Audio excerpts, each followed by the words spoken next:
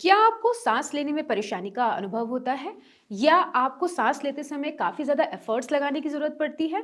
जी हाँ, मैं हूँ डॉक्टर निवेदिता और आज इस वीडियो में मैं आपको बताऊंगी ऐसे 4 आसनास के बारे में जो आपको हेल्प करेंगे अपने लंग्स की कैपेसिटी को इंक्रीज करने में, आपके लंग्स को डिटॉक्स करने में।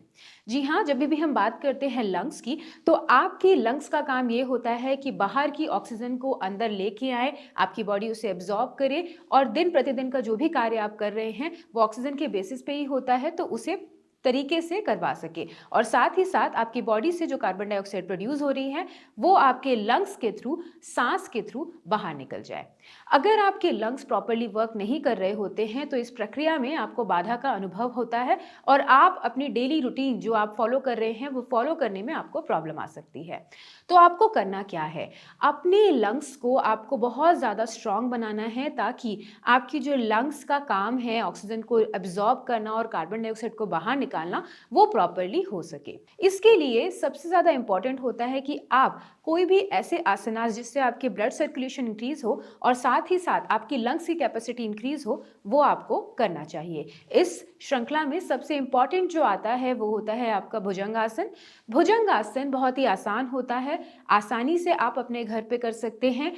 आपको सिर्फ इसे खाली पेट करना है। इससे आपके डाइजेशन को तो इम्प्रूवमेंट मिलती ही है, साथ ही साथ आपकी लंग्स की कैपेसिटी भी इंक्रीज होती है और लंग्स डिटॉक्स होते चले जाते हैं। इस श्रृंखला में जो सेकंड मोस्ट इंपॉर्टेंट हम आसना डिस्कस करेंगे वो है वीरभद्रासन।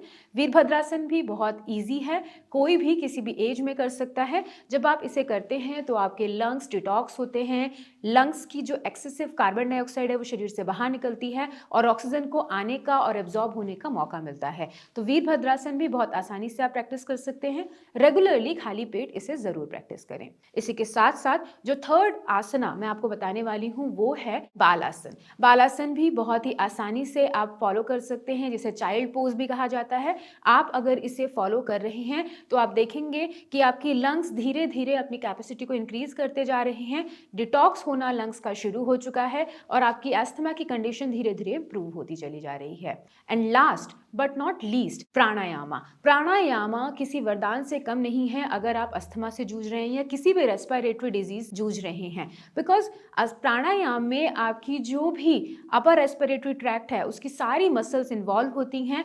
फोर्सफुली आप कार्बन डाइऑक्साइड को शरीर से बाहर निकाल पाते हैं, ऑक्सीजन जो आप बॉडी में एब्जॉर्ब कर रहे हैं वो यूज हो पाती है, एब्जॉर्ब हो पाती है और पर्टिकुलरली ब्लड सर्कुलेशन इंप्रूवमेंट की वजह से आपके पूरे शरीर में इजीली ट्रैवल कर पाती है।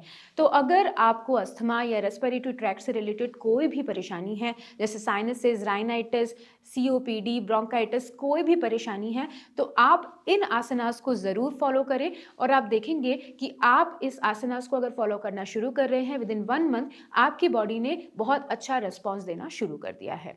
अगर आपको अस्थमा से रिलेटेड या कोई भी रेस्पिरेटरी ट्रैक्ट से रिलेटेड परेशानी है, आप हमें दिए हुए नंबर्स पे कॉल करके या कमेंट सेक्शन में कमेंट करके भी जानकारी प्राप्त कर सकते हैं। मैं और मेरी टीम पूरी तरीके से कोशिश करेगी आपकी हेल्प करने की। नमस्कार।